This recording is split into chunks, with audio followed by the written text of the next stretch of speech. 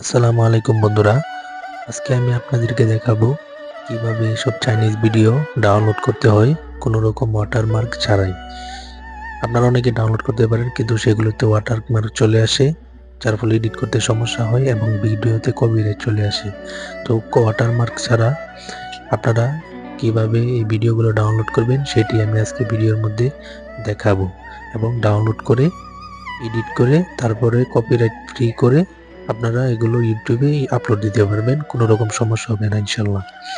তো এইসব video download করতে হলে কি কি প্রসেস ফলো করতে হয় আমি আপনাদেরকে দেখিয়ে দিচ্ছি। এসব ভিডিও মূলত চাইনা অ্যাপতে ডাউনলোড করতে হয়, চাইনিজ ভিডিও।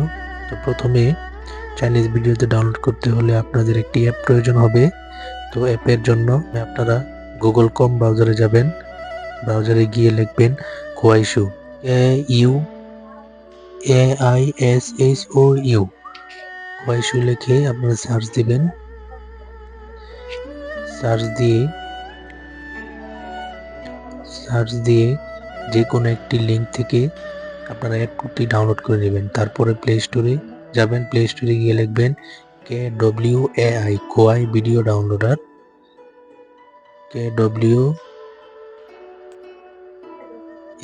কোয়াই ভিডিও ডাউনলোডার, এটি লিখে সার্চ দিবেন।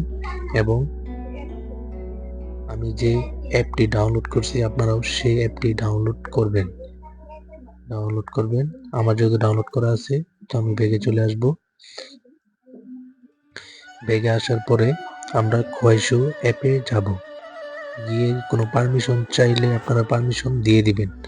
দেওয়ার পরে আপনারা যে ভিডিওটা ডাউনলোড করবেন, মনে করেন আমি যে কোনো একটি ভিডিও ডাউনলোড করব, তো আমি প্রথমে ভিডিওটি সিলেক্ট করব। আমি একটি ভিডিও এখান থেকে নিয়ে নিচ্ছি। প্রথমত আমি যে কোনো একটি ভিডিও, ইনশাল্লাহ আমি এই ভিডিওটি ডাউনলোড করব। তো আমি ভিডিওটি ওপেন করলাম। ওপেন করার পরে শেয়ার বাটনে ক্লিক করব।